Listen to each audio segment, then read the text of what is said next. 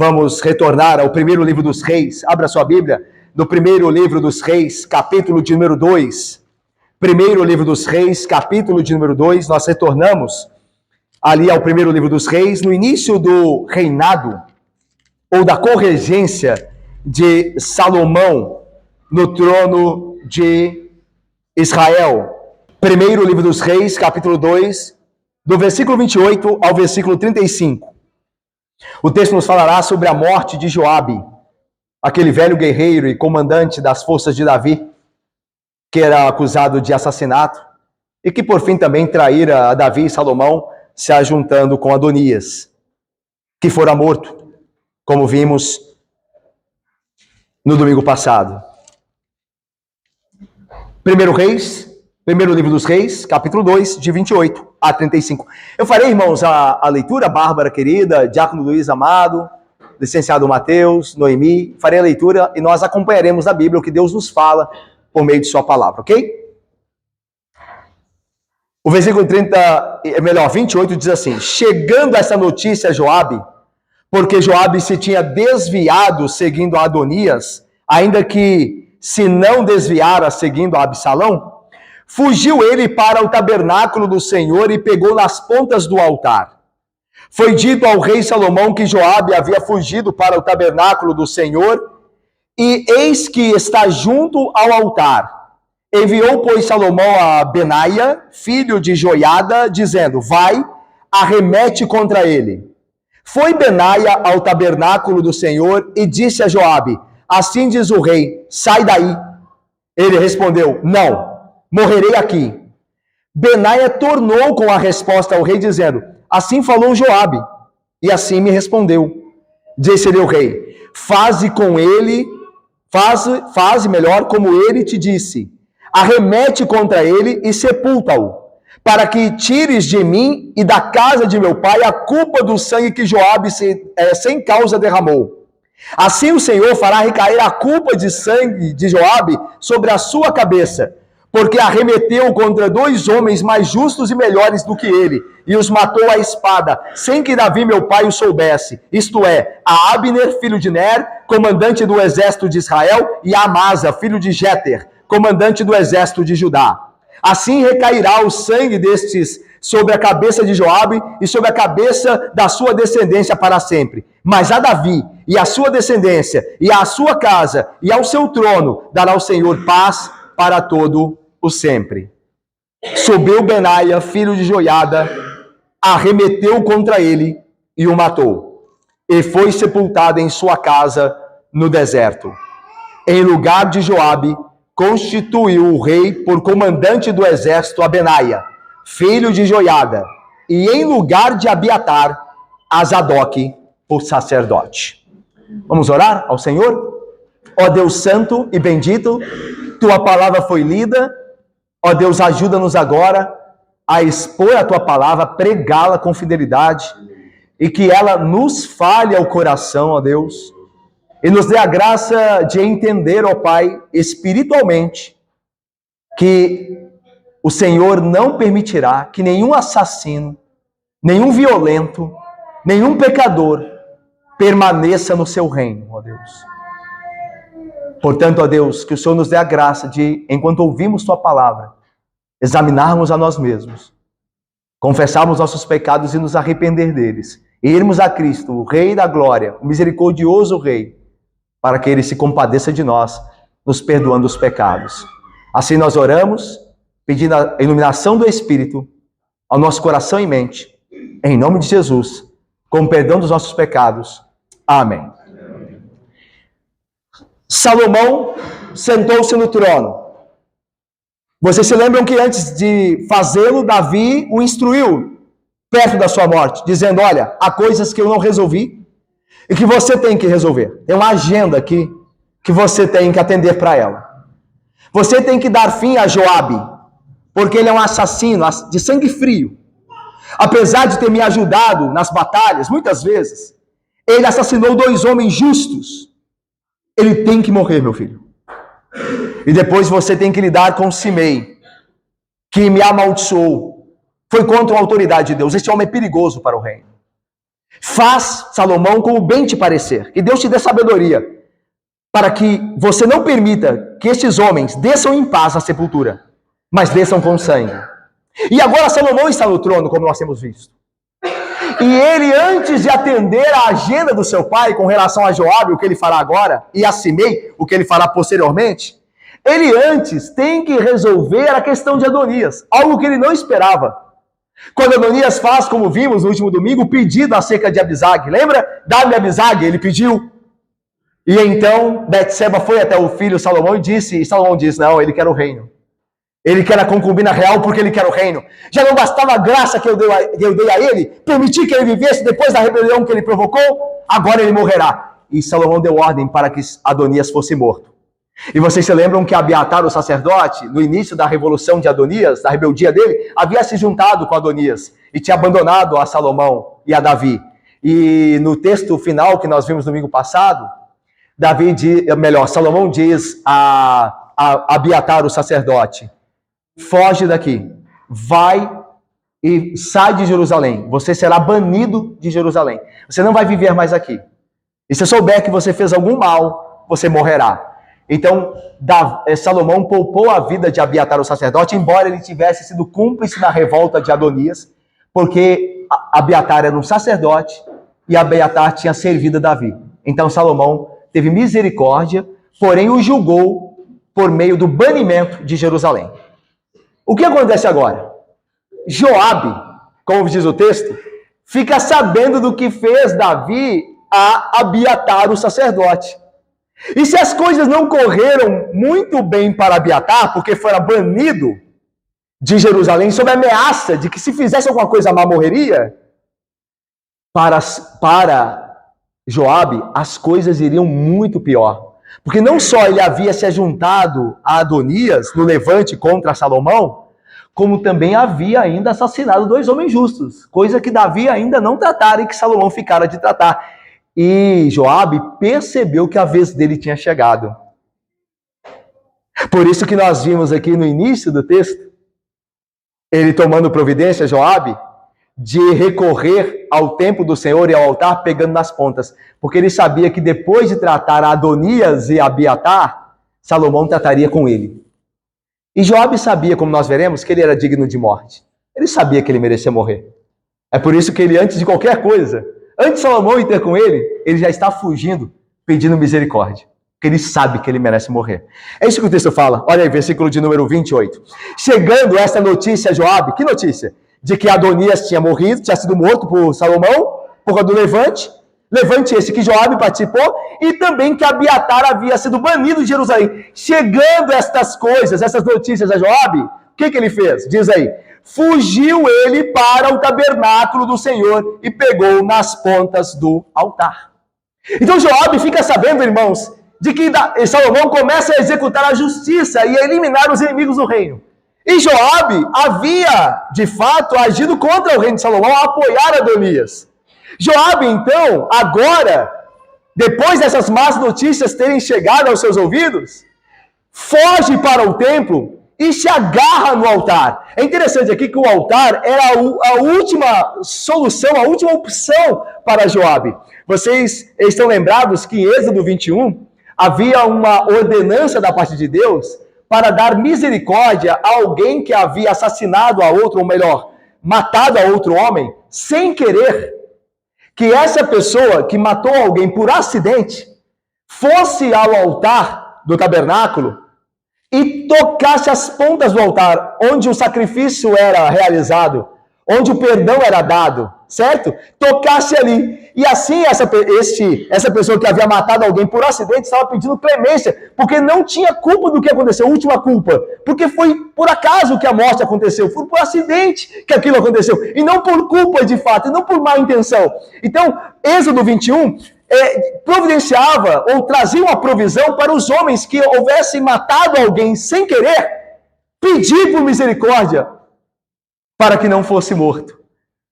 E Joabe está apelando para isso. Ele lembra-se dessa provisão. Eu vou tocar nas pontas do altar, para que então o rei não possa me matar, porque eu estou apelando por misericórdia. Só que na lei de Moisés, lá no texto de Êxodo 21, lá não dizia que o rei era obrigado, ou quem quer que seja era obrigado, a poupar a vida de um assassino cruel e frio como Joabe. Joabe não havia matado a Abner ou a Amasa de maneira acidental. Ele havia planejado a morte deles, o que é muito diferente. Então Deus nunca prometeu poupar alguém que agisse mal e não se arrependesse da violência praticada. Apelar para o altar, para Joabe, era a chance, ou na mente dele poderia ser de fato a solução para não morrer, mas ele descobriria que nem isso o livraria da morte certa. Mas é isso que ele faz. Ele acha que há a solução para um pecador que não se arrepende. É interessante você considerar isso, eu e você aqui agora, irmãos, na história da Bíblia sobre Joabe, às vezes que ele aparece no texto bíblico, que Joabe nunca se arrependeu. Não há nenhum texto na Bíblia que diga que Joabe, em algum momento, orou ao Senhor pedindo perdão pelos seus assassinatos, os assassinatos que praticaram. Em um momento. A Bíblia nunca dá provisão de misericórdia para quem não se arrepende. Pelo contrário, a Bíblia traz a expectativa de juízo sobre esses. E era o que acontecia com Joabe. Embora ele imaginava que estaria a salvo, tocando nas pontas do altar. Olha só o que diz o versículo 25. Foi dito ao rei Salomão que Joabe havia fugido para o tabernáculo do Senhor. É interessante isso aqui. Só um segundo aqui, irmãos. Um parênteses aqui. Tem um ditado que diz que quem não deve... e é verdade, não é? Quem não deve, não teme. Salomão não tinha feito nada, André e Isabelle, com Joabe ainda. Ele tinha feito com Adonias e Abiatar, mas Joabe. Mas sem Salomão mexer um dedo, ele já está fugindo e pedindo misericórdia, porque ele deve. É porque ele sabe que tem que morrer. É por isso que antes de qualquer coisa ele já está fugindo para o altar. Porque ele sabe que a justiça de Deus deve vir a ele. Deve vir sobre ele. Então veja, ele confessa por meio de uma atitude que é culpado. Porque senão ele estaria tranquilo na casa dele. Adonias tinha por que morrer. Abiatar também tinha por que ser banido, mas eu não fiz nada. Vou ficar aqui em casa. Não fiz nada. Mas ele está fugindo. Porque ele sabe que merece morrer. Então o texto diz assim: foi dito ao rei Salomão, versículo 29, que Joabe havia fugido para o tabernáculo do Senhor. E eis que está junto ao altar. Enviou, pois, Salomão a Benaia, filho de Joiada, um dos seus comandantes ali, esse Benaia, dizendo a Benaia: vai e arremete contra ele. Arremete contra ele, vai e elimina-o e mata-o. Foi a ordem de Salomão. E é interessante aqui que nós paramos aqui no texto para aplicar algo que é muito importante. Nós vamos ver que, por fim, Joabe, como nós lemos, ele morrerá. Que o altar não vai salvá-lo. Mas nós aprendemos algo muito sério aqui. E que muitas vezes pode nos passar desapercebido. Joabe imaginou que indo ao altar e pegando nas pontas do altar, ele estaria salvo, independentemente dos seus pecados e da falta de arrependimento dos mesmos. Mas o altar não o salvaria, como de fato não o fez. Ele morreu, mesmo tendo apelado para o altar. O que isso nos ensina? Isso nos ensina uma verdade que está em toda a Bíblia.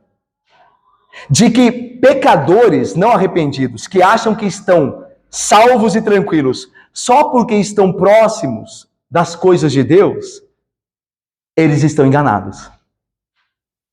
A história de Israel ensina isso. Quando Israel, irmãos, quando Israel era ameaçado por algum povo lá no Antigo Testamento, alguma ameaça militar, e Deus geralmente levantava povos contra Israel por causa dos pecados do seu povo, lembra? Quando vocês pecarem, eu vou levantar contra vocês nações, e elas virão e vos vencerão por causa do pecado de vocês. Então, quando Deus levantava uma nação inimiga de Israel, era Deus usando essas nações para punir Israel por causa dos pecados deles. O pecado do povo. Quando isso acontecia, Israel achava que, por fim, os inimigos não prevaleceriam contra ele. Por quê? Porque Deus estava com eles, independente deles viverem em pecado. Eles achavam que, por ser o povo do Senhor, por ter o templo juntamente com eles, eles nunca seriam destruídos, mesmo vivendo em pecado. Que o mal nunca ia chegar na casa deles. Afinal, ele era pastor, ele era presbítero, ele era diácono, ele tinha muito tempo na igreja, ele nasceu na igreja, os pais dele são crentes, os filhos dele são crentes, todo mundo lhe quer bem. Isso nunca vai acontecer comigo.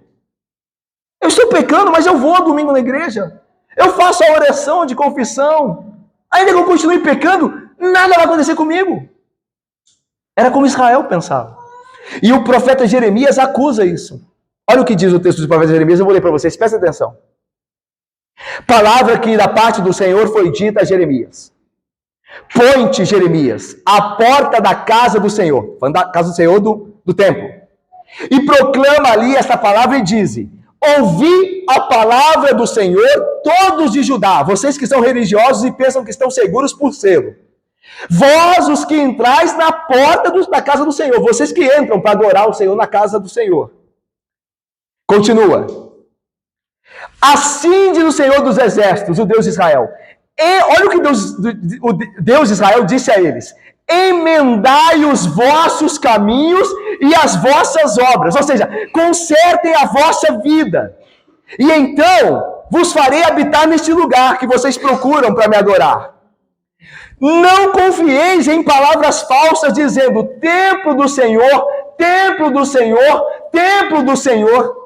Essa ideia aqui, essa maneira que Jeremias usa para expressar a ideia de que o povo achava seguro, porque o templo do Senhor estava entre eles, e Deus estava entre eles, e eles jamais seriam destruídos, ainda que vivessem em pecado. E aí Deus diz: não confieis nessas palavras, porque nós temos o templo do Senhor, nós estamos seguros. Não confieis nisso, vocês não estão se viverem em pecado.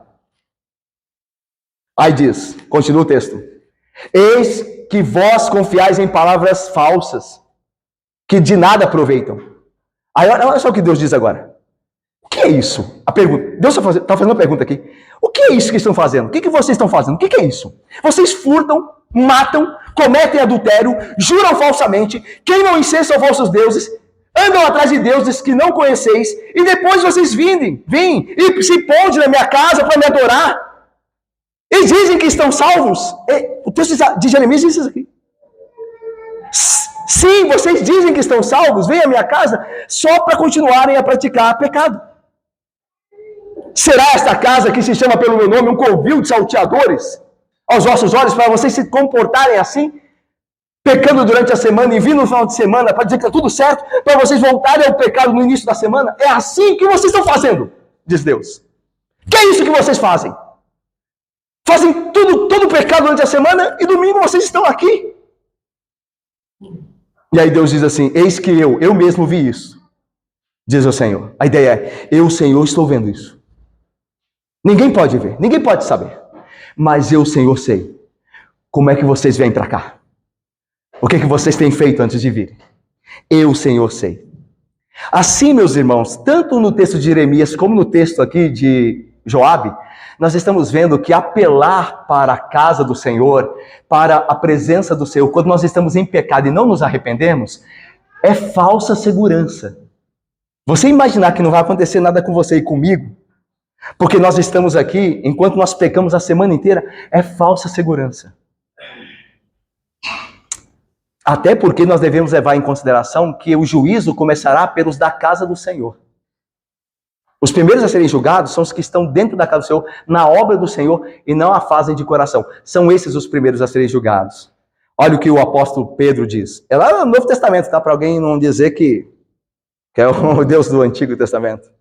O Deus é o mesmo Deus, tanto do Antigo quanto do Novo. Ele é bom e severo em ambos os mandamentos, em ambos os testamentos, melhor dizendo.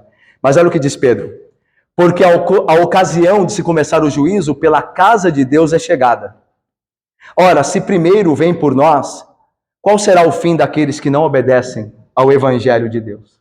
A ideia é a seguinte: se o juízo de Deus começa pela casa dele, ele acertando a casa dele, depois ele vai julgar os de fora, como é que não vamos tomar cuidado? Só porque nós estamos na casa de Deus? No sentido, só porque nós servimos a presença dele em pecado? Você acha que eu e você estamos livres? Não, não estamos. Se nós vivemos em pecado, não. Sem nos arrependermos de forma alguma. Como Joabe não estava livre só porque tocou na ponta do altar. Ele morreria, mesmo tendo apelado para a ponta do altar. E esse é o ponto. Não se dê por satisfeito, irmão, de ser um religioso. Nem eu, nem você. Deus não vai me salvar porque eu sou um pastor. Pelo contrário, eu vou receber maior juízo se eu viver em pecado fazendo o que eu faço.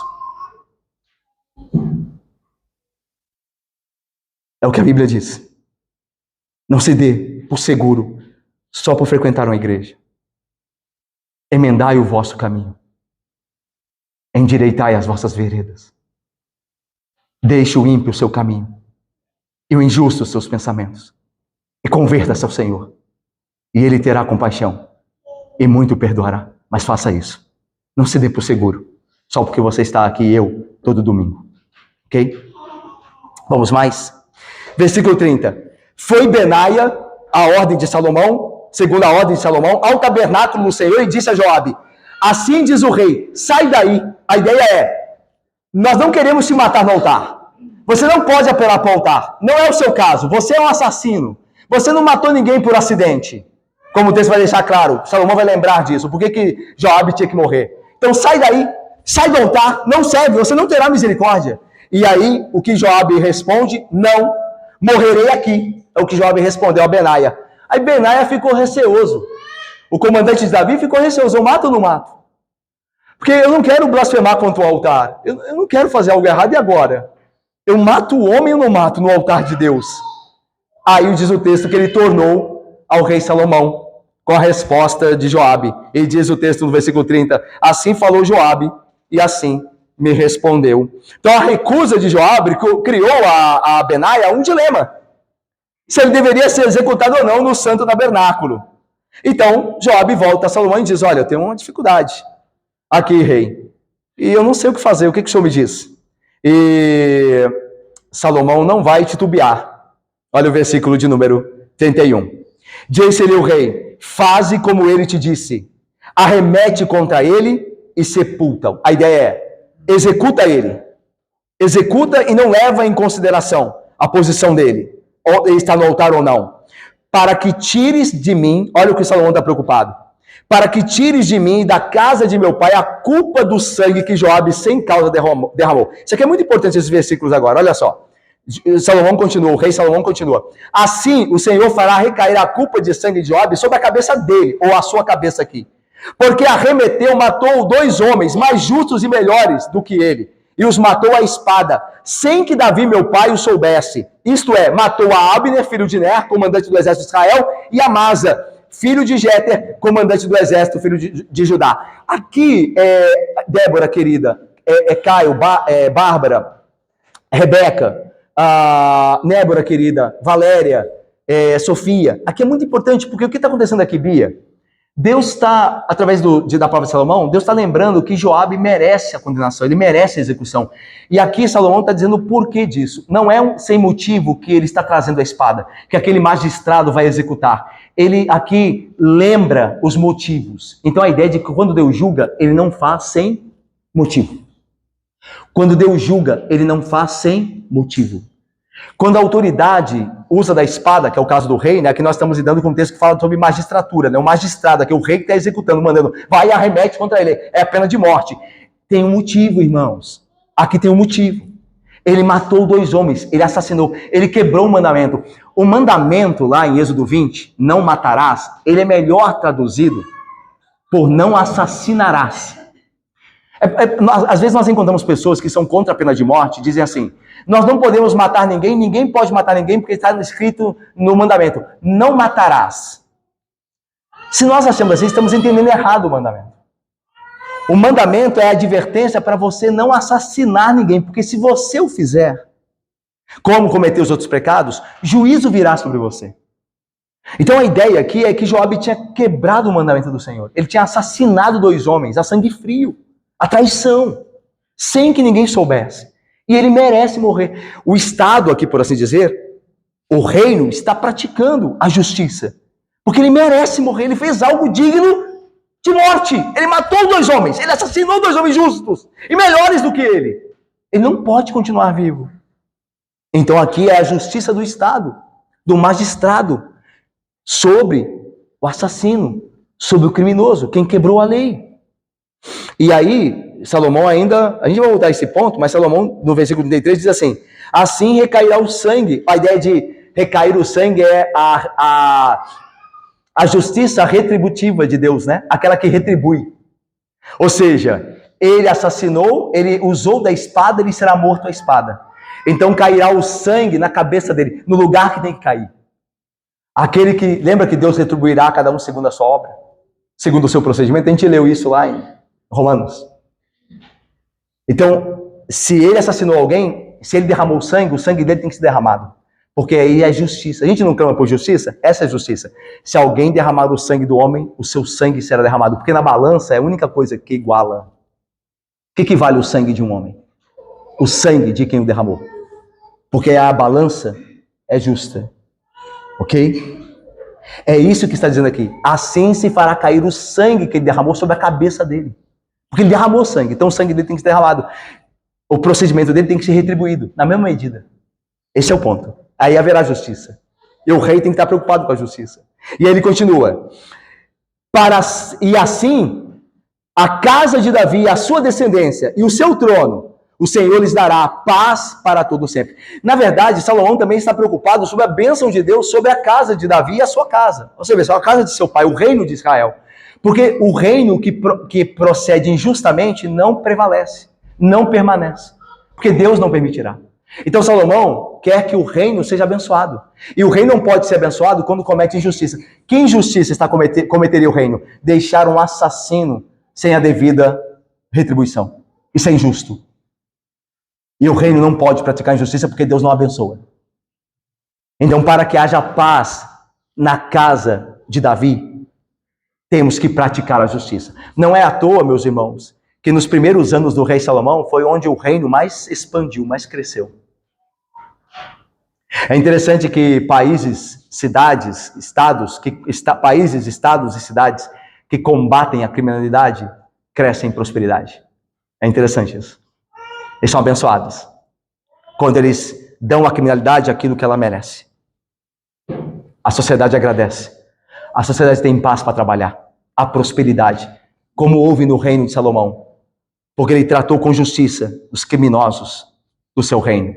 Ele usou da espada aqueles que botaram a mão na espada para executar inocentes. Eles foram mortos, como seria Joabe a espada.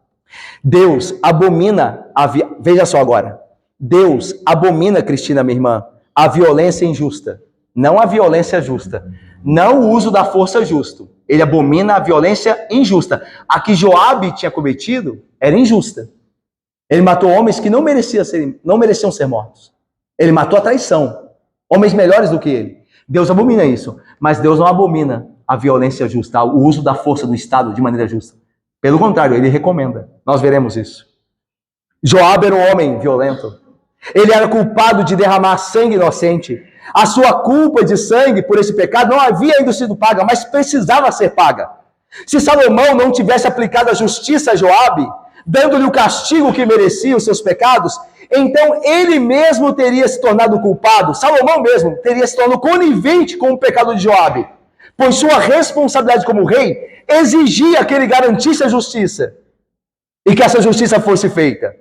Só então poderia ser estabelecido o seu reino em paz, como Deus lhe havia prometido.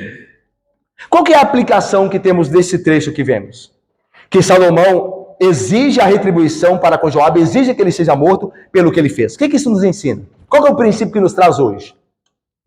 O homem que vive pela espada, o homem violento, deve morrer pela espada. Esse é o princípio.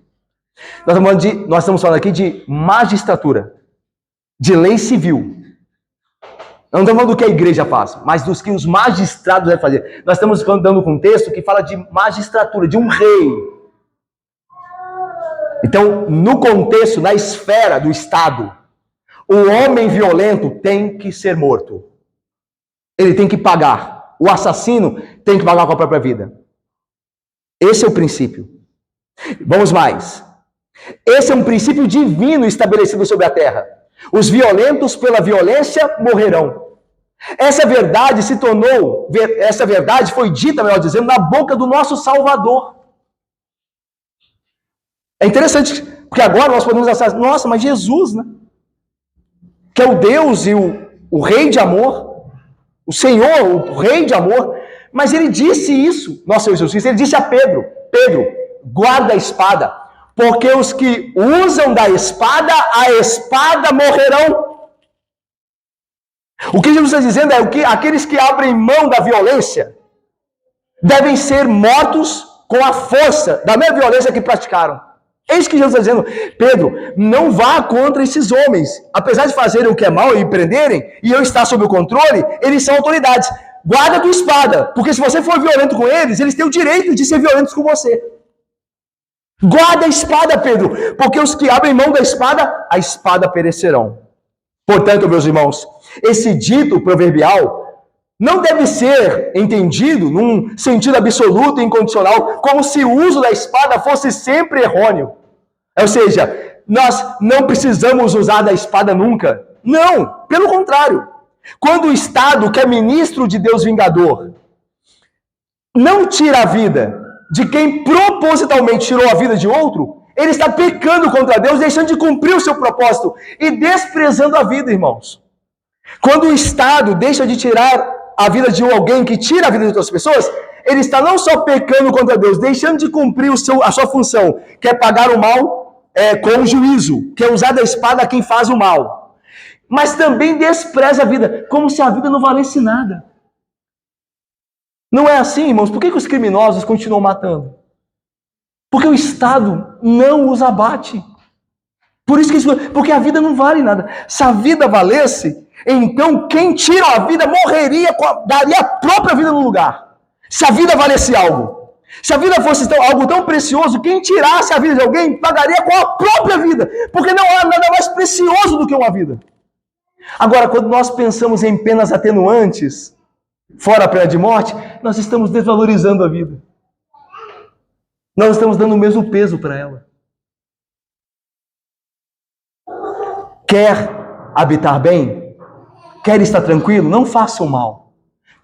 Não quer vir sobre você a espada da magistratura? Não use da espada com ninguém, não seja violento. E você não terá esse problema com a justiça.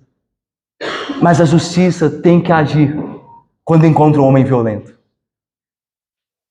Porque ela tem que mostrar a consideração que tem pela vida, irmãos. A vida é algo muito precioso. É o dom de Deus. E o homem que atenta contra a vida deve pagar com a própria vida. Não é o justo, não é a balança da justiça. O apóstolo Paulo, o apóstolo da graça, não é?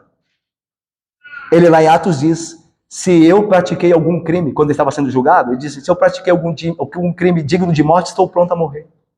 Eu creio que há crimes dignos de morte. Eu creio que coisas que os homens fazem, tem coisas que os homens fazem, que é digno de serem mortos. Se eu fiz algo assim, eu estou pronto a morrer. Eu não fiz, mas se vocês acham que eu fiz e me provaram, eu estou pronto a morrer. Porque eu acho que tem que morrer mesmo quem faz algo digno de morte. O apóstolo Paulo diz isso, o apóstolo da graça. Portanto, irmãos, não nos enganemos. Essa sociedade acha que ama mais do que Deus, que entende mais do que Deus.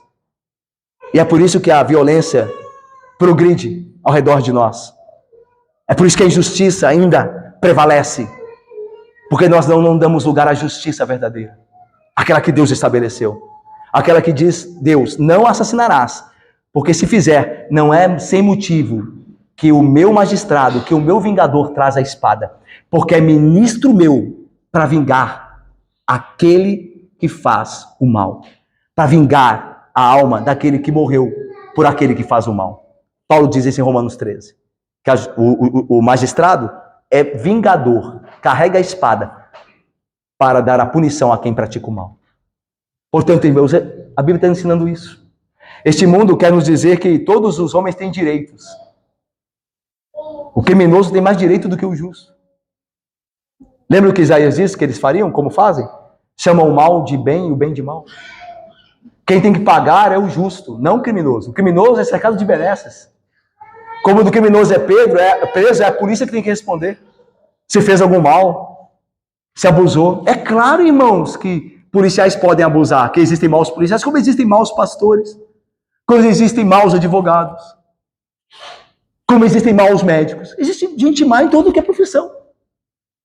Mas você inverter as coisas, como essa sociedade inverte, fazendo da polícia os verdadeiros bandidos e dos criminosos os verdadeiros justos, é algo insano, é algo contrário. Mas o que poderia ser diferente disso? Uma vez que eles se apartaram do padrão. Como é que a justiça humana poderia julgar as coisas bem se eles se apartaram da verdade? É claro que eles iam chamar o bem de mal e o mal de bem, porque eles não têm mais o padrão, eles não têm mais a verdade, eles são cegos. Nossos juízes estão cegos. Eles não sabem mais o que é justo, nem o que é mal. Eles não têm mais condição de julgar, porque se esqueceram da verdade. Mas nós somos o povo de Deus. Nós não podemos esquecer da verdade. Que aqueles que são assassinos devem responder e devem pagar com a própria vida, porque uma vida exige uma outra vida, como a Bíblia diz. Lá em Gênesis diz, lá em Gênesis não havia sociedade ainda, viu? Lá em Gênesis havia só Noé, lembra? Noé está, de fato, responsável por dar continuidade à humanidade. E quando Deus dá ordem a Noé, está dando ordem à humanidade. Ele diz assim, o homem que derramar o sangue do homem, o seu sangue será derramado. Gênesis 9:6. É a ordem para a humanidade. Não tem a ver com sociedade. Não tem a ver com aqui é assim, lá não é. É a ordem para a humanidade. É como a justiça tem que ser feita aos olhos de Deus. Portanto, irmãos, saibamos disso. E não entendamos mal o que a Bíblia nos diz tão claramente, que aquele criminoso que não se arrepende deve responder segundo a justiça. Agora, quer dizer que não há salvação para um assassino? Quer dizer que não há salvação para um criminoso? Claro que há. Isso não quer dizer que ele não vai cumprir com a pena de morte que ele merece. Lembra do ladrão da cruz? Você se lembra do ladrão da cruz que creu? Ele não falou para Jesus tirar ele da cruz. Ele diz assim ao outro que estava crucificado com ele, nós estamos aqui porque nossos atos merecem.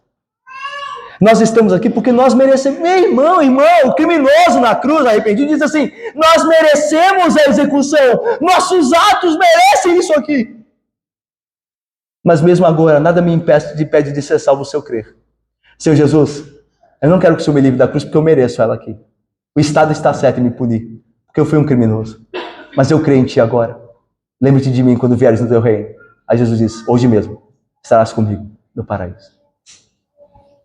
A pena de morte não impediu aquele homem de ser salvo. Nada vai impedir os santos de serem salvos, os escolhidos. Mesmo que tenham vivido uma vida de crime terrível. Se Deus salvou, eles serão salvos. Mas uma coisa é a responsabilidade do Estado em fazer justiça. Essa é outra coisa. Ok? Então nós aprendemos essas verdades aqui. Vamos mais? Irmãos, olha só o que o texto diz, versículo 34. Vamos ver juntos? Versículo 34, leiamos. Subiu Benaia... arrependeu contra ele e foi sepultar a sua casa. Depois de Benaia ter voltado a Salomão e ouvido as instruções de Salomão e a retificação, né? A confirmação, melhor dizendo, que Joabe deveria morrer mesmo, vai lá e arremete contra ele, porque ele matou os homens, e aí Salomão traz a lembrança dos seus crimes. Então Benaia, diz o texto, desce e arremeteu contra ele, ou seja, o matou. E ele foi sepultado na sua casa no deserto. A ideia de sua casa no deserto é provavelmente que Joabe tinha comprado uma propriedade, porque ele era de Belém. Joabe era de Belém. Ele tinha comprado uma propriedade no deserto. E ele foi sepultado nessa propriedade no deserto. Mas a ideia aqui é de que Joabe fora morto, mesmo apelando para o altar. A ideia aqui é que no reino, os criminosos, os pecadores não arrependidos, não permanecerão no reino. Não permanecerão. E essa é outra verdade que nós aprendemos aqui. Não há lugar para pecadores que não se arrependem. Eu e você somos pecadores. Mas esperamos em Cristo ter nos arrependido dos nossos pecados. Então há um lugar para nós no reino. Mas para os que não se arrependem, não há lugar. Não duvidemos que o julgamento recairá sobre todos os inimigos do reino de Deus que não se arrependem. A única maneira de estar seguros, os pecadores, como nós, é nos arrependermos, cremos e submetermos à realeza de Cristo Jesus, ao seu governo. A Bíblia diz que não há lugar no reino de Deus para, abre aspas, para os covardes, os incrédulos, os abomináveis, os assassinos, os impuros, os feiticeiros, os idólatras e os mentirosos.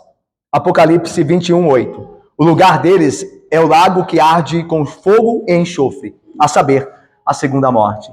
É interessante que os impuros são tão condenáveis quanto os assassinos. Tem pessoas que vivem e com impureza e acham que estão fazendo de menos. E eles terão o mesmo lugar dos assassinos. Os mentirosos acham que mentira é bobagem, é coisa pouca. A mentira, eles têm o mesmo lugar com os assassinos. Eles terão o mesmo lugar. O lago de fogo e enxofre. A segunda morte é o lugar deles. Irmãos, se não houver arrependimento real, nada pode nos salvar da ira de Deus. Esse é o ponto aqui. Joabe apelou para o altar, mas ele não se arrependeu dos seus crimes. Ele foi extirpado, eliminado do reino. Ele não permaneceu, mesmo clamando por misericórdia. Se ele não se arrependeu, ele não teve a misericórdia esperada. Por isso, a única salvação nossa é arrependermos de nossos pecados e crermos em Jesus Cristo. Aí nós estamos seguros de que realmente nós pertencemos a Cristo e ao seu reino. E estamos seguros na graça que ele nos dá. Vamos mais? Terminando? Versículo 35 diz assim, é o último versículo. Em lugar de Joabe, constituiu o rei por comandante do exército a Benaia, filho de Joiada, e em lugar de Abiatar, a Zadok, por sacerdote. O texto termina, meus irmãos queridos, mostrando que tanto o capitão do exército fora substituído, que no caso era Joabe, e agora passa a ser Benaia, e os sacerdotes também. Antes era Abiatar, que fora banido, e agora passa a ser Zadok. É interessante essa ideia, porque Paulo vai dizer, né, que as pessoas que estão na igreja, fazem parte da igreja, mas não se arrependem, são crentes não verdadeiros, eles não permanecerão na congregação. Paulo diz, você que está enxertado na videira, teme, porque se você não produzir bons frutos, você será cortado. O que acontece aqui aponta para a realidade espiritual da igreja. Tem pessoas que podem estar na igreja e não são crentes verdadeiros, elas serão cortadas. O próprio Deus fará isso. Deus vai cortá-las e vai colocar outros no lugar. É o que acontece aqui. Num contexto diferente, numa esfera diferente. E Salomão está ajeitando o reino dele, tirando os inimigos e colocando pessoas amigas, chegadas, competentes. No reino de Deus é a mesma coisa. O pecador não prevalecerá. Uma pessoa pode passar muito tempo enganando muita gente, mas não para sempre. Uma hora, Deus há de revelar quem ela é e há de eliminá-la do reino. Há de extirpá-la de lá. E então colocará outra pessoa no lugar. Isso aqui é muito, muito importante. Isso aqui é uma verdade que nós devemos meditar nela para o nosso bem espiritual. Para que nós produzamos os bons frutos. Dignos dos cidadãos do reino. Dignos de cidadãos do reino. Ok? Porque senão nós seremos tirados e outro tomará o nosso lugar. Lembra de Judas Iscariotes? Não foi o que aconteceu? Que outro tome o seu lugar. Que outro tome o seu lugar. Tanto no Antigo quanto no Novo Testamento você vê esse movimento. Que os pecadores não prevalecerão na congregação dos justos. Eles não ficarão. Deus mesmo os retirará. A pergunta é quem nós somos? Quem realmente nós somos? Eu termino aqui com a verdade. No fim, Joabe recebeu, melhor dizendo, o que merecia. A morte infeliz de Joabe nos lembra de que nós nunca devemos desculpar nosso amor próprio por violência. Nós vimos aqui um homem violento que foi julgado pelo Senhor por meio de Salomão. O que Deus está dizendo para nós, para terminarmos aqui? É que Deus abomina a violência. Não aquela justa do Estado, mas a injusta. Deus abomina um espírito violento entre irmãos. Por exemplo, homens que agridem a sua mulher. Deus abomina esse tipo de coisa. Deus destruirá esse homem. Lembra de Nabal, esposo de Abigail? Ele era um homem violento com a sua esposa. Ele era um homem duro com ela a vida toda. Deus o matou. E deu a Abigail a Davi. O homem violento não permanecerá. Mas uma mulher pode agredir também o seu marido, psicologicamente. Algumas, dependendo da estrutura física, até fisicamente. Tem mulheres mais fortes do que homens. Mas às vezes mulheres agridem psicologicamente, fazendo ameaças para terem o que querem. Isso tudo é violência. Se não física, emocional. Deus não suporta esse tipo de comportamento. Irmãos, atacar alguém com raiva, ameaçar pessoas. Tem líderes que ameaçam seus liderados, que ameaçam, que querem fazer com que eles façam algo obrigados, com ameaça sobre eles. Isso é usado a violência. E Deus não suporta a violência injusta. Até mesmo pessoas que têm pensamentos assassinos. Às vezes nós podemos ter pensamentos assassinos. Eu queria que essa pessoa não existisse. Eu queria que essa pessoa, Deus desse um jeito nela. Às vezes nós podemos ter esse tipo de pensamento. Lembra, Jesus diz assim, aquele que chamar de tolo o seu irmão no seu coração é assassino. Porque todo assassinato começa no coração, com a indisposição com relação a alguém. Eu não gosto daquela pessoa. Eu não queria ela aqui. Ela poderia ter ido embora. Poderia acontecer algo com ela. Esse tipo de sentimento é assassino. E Deus abomina. Deus condena. Irmãos, cuidado. Às vezes eu e você não somos assassinos, né? Provavelmente não matamos ninguém. Mas às vezes nosso coração é violento. Nosso coração é violento. Quando alguém nos ofende, nós ficamos violentos. Nós queremos que a retribuição, queremos dar a retribuição. Nós passamos a odiar aquela pessoa e desejar o mal dela. Isso é um sentimento violento. Isso é um sentimento assassino. Sondemos nosso coração. Será que nós somos como Joabe? Porque o que levou Joabe a assassinar aqueles homens foi antes uma disposição no coração.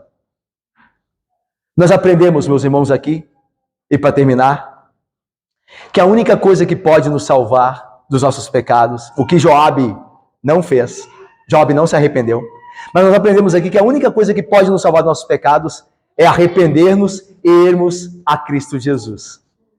Irmos ao altar da graça de Cristo Jesus, mas não sem antes nos arrependermos. Nós vamos participar da Santa Ceia agora, certo? Nós vamos ministrar a Santa Ceia agora e vamos participar dela. A Santa Ceia não tem poder para te salvar. Ela não tem poder em si.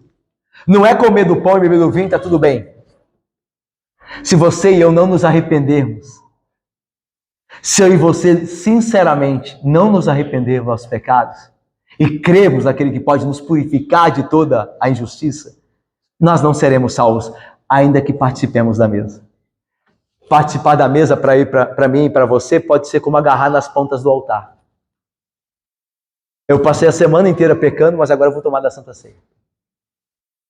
Então eu vou tomar da Santa Ceia e depois eu volto à minha vida como eu sempre a vivi.